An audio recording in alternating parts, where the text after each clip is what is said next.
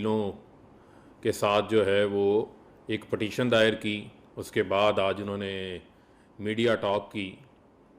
जो इन्होंने उसके अंदर पोजीशन ली है, आज मैं पूरी कौम को वो हकाइक दोबारा से याद करवाना चाहता हूँ कि किस तरीके से जो है वो इस मुल्क का 3 बार का जो साबका नाहल वज़ीर आज़म है, वो वजारत उज़्मा के ऊपर जब राइज हुए तो किस तरीके से इन्होंने मुल्की ख़जाने को दोनों हाथों से ना सिर्फ लूटा, बल्कि उस ख़जाने को लूटने के बाद पाकिस्तान का कौम का पैसा मनी लॉन्डर करके बैरून मुल्क लेके जाते रहे। और वहाँ बैरून मुल्क में जाकर इन्होंने जिस तरीके से जायदादें ख़रीदी वो किसी से ढकी छुपी हुई नहीं है। और जब आपके इल्म में है कि जब पनामा का फ़ैसला आया तो पनामा पेपर्स 3 अप्रैल 2016 को जो है वो सामने आते हैं और नवाज़ शरीफ जो है पनामा पेपर्स आने के बाद कौमी असम्बली के अंदर जाकर बयान देते हैं। ये हैं वो ज़राए हजूर जिन ज़रायों से लंदन की जो हैं वो प्रॉपर्टियाँ ख़रीदी गई हैं, और वो कौमी असम्बली के फ्लोर के ऊपर खड़े होके झूठ बोलते हैं। और इसके ऊपर 7 माह सुप्रीम कोर्ट जो है वो इनको मौका फ़राहम करती है। 7 माह सुप्रीम कोर्ट में इनको मौका फ़राहम किया जाता है कि ये अपने जो लंदन के फ़्लैट्स हैं 16A, flat number 17, flat number 17A, इसके ज़राए बताएं कि ये फ़्लैट्स इन्होंने कहाँ से हासिल किए हैं। लेकिन जो कौमी असम्बली में नवाज़ शरीफ का बयान था कि लंदन, दुबई और सऊदी अरब की प्रॉपर्टीज़ के ज़रायों के हवाले से, उससे ये टोटल पोजीशन चेंज कर लेते हैं सुप्रीम कोर्ट में और एक कतरी ख़त ले आते हैं, जो कतरी ख़त इनके लिए एक मजाक बन जाता है। और आज आकर ये लोगों को झूठ बोलते हैं, मलाइन करते हैं। 7 माह केस सुप्रीम कोर्ट सुनती है। सुप्रीम कोर्ट केस सुनने के बाद JIT बनाती है। JIT इनके केस में 3 माह JIT जो है वो तहकीकात करती है, उसमें अपनी रिपोर्ट जमा करवाती है।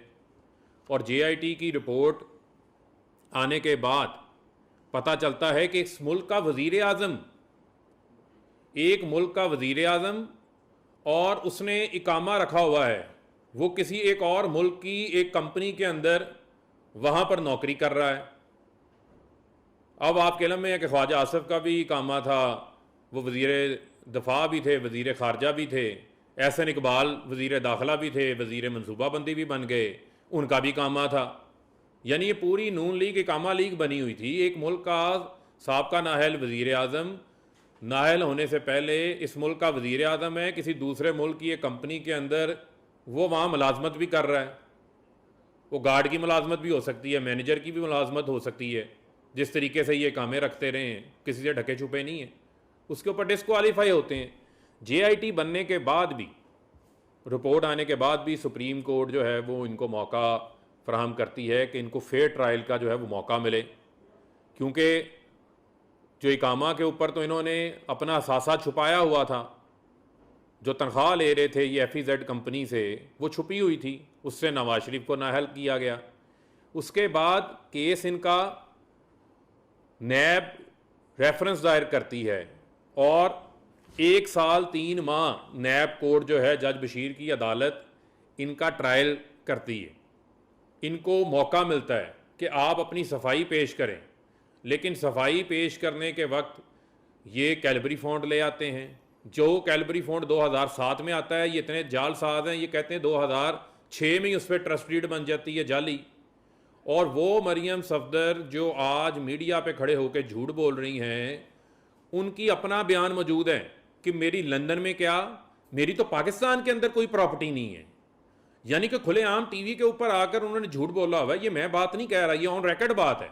और उसके बाद हसन नवाज जो मरियम सफदर के भाई हैं, वो टीवी के ऊपर आते हैं। 7 मार्च 2016 को एक निजी चैनल के ऊपर वो इंटरव्यू देते हैं और वो कहते हैं कि अल्हम्दुलिल्लाह ये जो लंदन के महलात हैं, ये महलात जो हैं वो हमारे हैं, इनको एक ट्रस्ट चला रही है और उनकी बेनिफिशियल जो ऑनर हैं वो उनकी बहन मरियम सफदर हैं। यानी एक तरफ मरियम सफदर ये कहती हैं एक टीवी को इंटरव्यू देते हुए, मेरी लंदन में क्या, मेरी पाकिस्तान में कोई प्रॉपर्टी नहीं है, और उन्हीं को आके उनका भाई झूठा साबित कर देता है एक निजी टीवी चैनल को इंटरव्यू देते हुए कि अल्हम्दुलिल्लाह इन फ्लैट्स की जो बेनिफिशियल ऑनर हैं वो उनकी बहन मरियम सफदर हैं।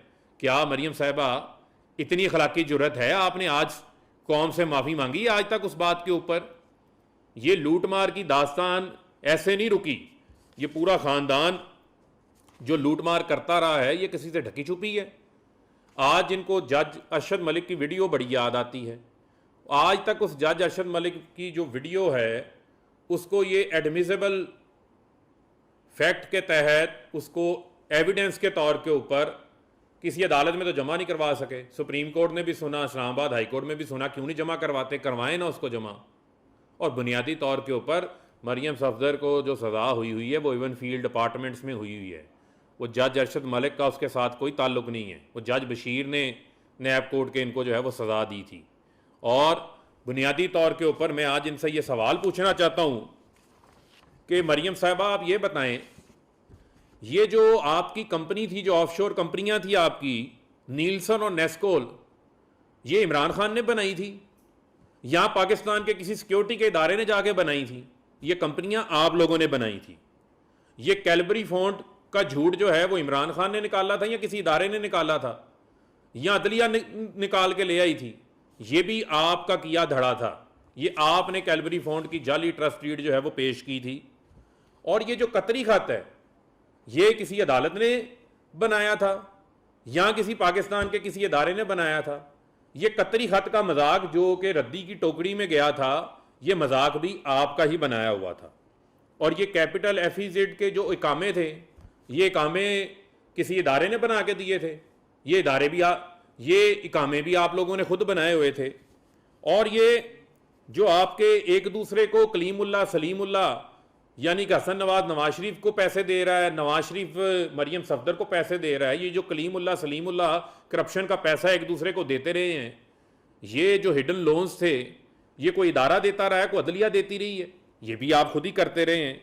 अब मसला सिर्फ ये है कि ये लोग अपनी ज़ाती सलामती के लिए पाकिस्तान की कौमी सलामती के इदारों को मलाइन करने के हवाले से किसी भी हद तक जा सकते हैं। ये चीज़ पहले से आश्कार हो चुकी हुई है। जिस तरीके से नवाज शरीफ बैठ के इदारों के ख़िलाफ़ बातें करते हैं, आपके इल्म में होना चाहिए, मैं पाकिस्तान की कौम को ये बात बताना चाहता हूँ कि पाकिस्तान की जो कौमी सलामती के जो इदारे हैं, पाकिस्तान के जो सिक्योरिटी फोर्सेस हैं, ये पाकिस्तान की दिफा के लिए दिन रात एक किए हुए हैं। हमारे जवान, हमारे अफसरान पाकिस्तान की सरहदों की हिफाजत के लिए उन्होंने जानों के कुर्बानी दी हैं, दहशत गर्दी का कला कमा किया है। और एक जानिब वो ख़ानदान जिन्होंने सारी अपनी जायदाद दौलत सियासत के अंदर आके बनाई है। सिर्फ आपको एक चीज़ बताना चाहता हूँ कि मियाँ शरीफ की जो 1988 से 99 की जो tax return, tax income assess हुई है केस के अंदर 2016 PTD 296 के अंदर ये छपी हुई है, वो आमदन थी 9,36,000 रुपये मियाँ शरीफ की, जो आमदन वो बता रहे हैं। तो इससे इन्होंने अरबों रुपए के फ्लैट्स कैसे खरीद लिए? और ये कहते हैं 2006 में ये फ्लैट्स इनके पास आए थे। वो हसन नवाज का इंटरव्यू मौजूद है हार्ट टॉक में BBC में, जो 1999 में उन्होंने दिया। उन्होंने कहा कि हाँ मैं इन फ्लैट्स में रहता हूँ, पढ़ता हूँ, इनका किराया पाकिस्तान से आता है। चौधरी निसार कहते हैं ये फ्लैट्स मियाँ साहब के 90s में वो इनके घर जाते रहे हैं और इनके लीडरान वो बयान देते रहे हैं। आज आप कौम को अपनी चोरी बचाने के लिए जो है वो मलाइन नहीं कर सकते, ना हम आपको करने देंगे। ये वो फैक्ट्स हैं जो हम कौम के सामने आज फिर दोहरा रहे हैं, क्योंकि आप झूठ का सहारा ले रहे हैं, क्योंकि आपने करप्शन की हुई है। और क्या वजह है कि 3 साल से आपकी अपनी दायर की गई अपीलों के ख़िलाफ़ आप इल्तवाई ले लेती हैं। आज तक आपने अपना कोई केस मेरिट के ऊपर लड़ा है? आप मेरिट के ऊपर क्यों नहीं समाअत होने देती? क्योंकि ये जो कल आपने पटिशन दायर की है जिसमें आपने एक इस्लामाबाद हाई कोर्ट के साबका जज का सहारा लिया है, वो आप ये वो उसका मतलब ही ये है कि आपके पास मेरिट पे जो जज बशीर ने की नैब की अदालत ने आपको सज़ा सुनाई हुई है, उसके अंदर आपके पास मेरिट के ऊपर कुछ कहने को कुछ नहीं है। लिहाजा आप इधर उधर की बातों के पीछे सहारा ले रही हैं। और ये सारी दुनिया को आश्कार है कि किस तरीके से अफवाज पाकिस्तान को मलाइन करने के हवाले से भारत जो है वो कंपेन चलाता है। कोई एक ऐसा मौका हाथ से नहीं जाने देता जिस पे वो पाकिस्तान की अफवाज के ख़िलाफ़ जो है वो फेक न्यूज़ नहीं चलाता, मन घड़त जो है वो ख़बरें नहीं चलाता। और आज आपकी इस किस्म की कैंपेन्स के बाद मैं ये कहने पे मजबूर हो गया हूँ कि आप पाकिस्तान के जो इदारे हैं, जो सिक्योरिटी फोर्सेस हैं, उनके ख़िलाफ़ जो भारत कैंपेन चला रहा है उनको मलाइन करने के हवाले से, उसको मरियम सफदर पाकिस्तान के अंदर लीड कर रही हैं। आपको 3 साल पहले क्यों नहीं याद आया? आज ही आप पटिशन्स के अंदर एक इदारे के सरबराह का जो है वो नाम ले रही हैं, पहले आपको क्यों नहीं याद आया? और जिस जज का आप हवाला दे रही हैं, जिस जज को सुप्रीम जुडिशल काउंसिल में बातें ये याद आई, क्या उसको उस वक्त ये याद नहीं आई थी?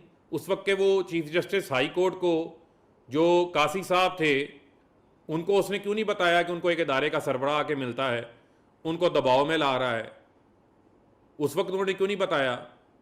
सुप्रीम कोर्ट को क्यों नहीं बताया? वो खुद जज थे, वो खुद क्यों नहीं उस पर नोटिस ले सकते थे कि उनके ऊपर दबाव डाला जा रहा है? ये वो तमाम आफ्टर थॉट्स हैं, क्योंकि आप लोग सुप्रीम कोर्ट पे हमला करने वाले, आप लोग नैब के इदारे के ऊपर हमला करने वाले, और आज आपने जो नई पटिशन दायर की उसमें आपने से कितने शर्म की बात है, शर्म भी नहीं आती इनको।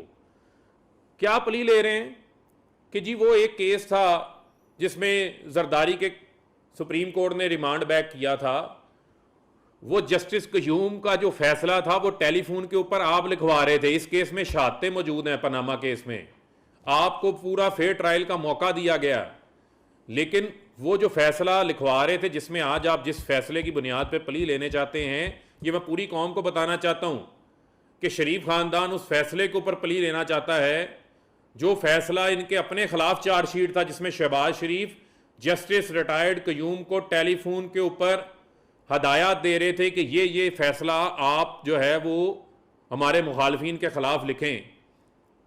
आज उसी फैसला जो आपके खिलाफ चार्जशीट है उसी को बुनियाद बनाकर आप इदारों को मलाइन करके रिलीफ लेना चाहते हैं। आप अपने केस के ऊपर मेरिट पे आपके पास कहने को कुछ नहीं है, क्योंकि ये फ्लैट्स जो है वो आपने चोरी से हासिल किए हैं। और मुझे ये बताएं कि पाकिस्तान की अदालतों ने आपको पूरा फेयर ट्रायल का मौका दिया, किसको ये मौका मिला है? और ये मैं चैलेंज करता हूं, आपको तो जमानतें भी मिली हैं इलाज करवाने के लिए, नवाज शरीफ भगोड़े बन के मुल्क से बाहर बैठे हुए हैं, आपकी सजाएं नवाज शरीफ की बहाल हो चुकी हैं, जुर्माने के लिए नवाज शरीफ की जो जायदादें हैं पाकिस्तान के अंदर वो नीलाम होने जा रही हैं। और जो 4 फ्लैट्स हैं, जिन फ्लैट्स में आप छुपे हुए हैं, जो कौम का फ्लैट्स हैं, उसको वापस लाने के लिए भी जो है वो म्यूचुअल लीगल असिस्टेंस के तहत जो है वो आगाज़ हो चुका है। वो मैं कौम को बताना चाहता हूँ कि वो फ्लैट्स भी आपके हैं, वो आपका लूटा हुआ पैसा है, उसको भी हम जो है वो वापस लेकर आएंगे। और मैं इसमें इनको ये कहना चाहता हूँ कि अपने मजमूम मकासद के लिए पाकिस्तान के जो सिक्योरिटी के इदारे हैं उनको हम आपको मलाइन नहीं करने देंगे। ये जो आपकी करप्शन है, जो आपके काले करतूत हैं, उन काले करतूतों को हम आपको पाकिस्तान के इदारों के ऊपर हमला करके उसके पीछे जो है वो छुपने नहीं देंगे। ये हकायक है कि बेनिफिशियल ऑनर मरियम सफदर हैं उन फ्लैट्स की। ये फ्लैट्स जो है वो करप्शन के पैसे से बनाए गए, और आज आपके पास मेरिट के ऊपर इस्लामाबाद हाई कोर्ट के अंदर अपने केस में कहने को कुछ नहीं है, क्योंकि पिछले 1 साल से मरियम सफदर इल्तवाई ले रही हैं। ये ऐसा ही है कि अगर किसी लोअर कोर्ट से किसी शख्स के खिलाफ कोई फैसला हो जाए तो वो उसके खिलाफ अपील हाई कोर्ट में दायर करता है, उसको जल्दी होती है कि मुझे रिलीफ दे, मेरे खिलाफ जो है वो नाइंसाफ़ी हुई है। लेकिन आप इल्तवाएँ लेती हैं, कभी वकील बदल लेती हैं, कभी वकील की बीमारी का बहाना हो जाता है, कभी इस किस्म की जो है वो मुतफरक पटिशन्स ले आती हैं। ये आपके सवाए पॉलिटिकल सियासी झूठ के अलावा कुछ भी नहीं है। मेरिट के ऊपर अदालत इनकी रोज़ाना की बुनियाद के ऊपर जो है वो इनकी समाअत करे और इनको जो है जो इनकी सज़ाएं हैं जो चोरी करने के ऊपर इनको हुई हैं उसके ऊपर दूध का दूध पानी का पानी जो है वो हो जाएगा। अगर आप में इतनी हिम्मत है तो मैं आपको चैलेंज कर रहा हूँ कि इस्लामाबाद हाई कोर्ट में जो आपकी अपीलें लगी हुई हैं वो कतरी खत के मजाक के अलावा, वो कैलबरी फंड की फ्रॉड के अलावा अगर आपके पास कोई चीज़ है तो ला के पेश करें।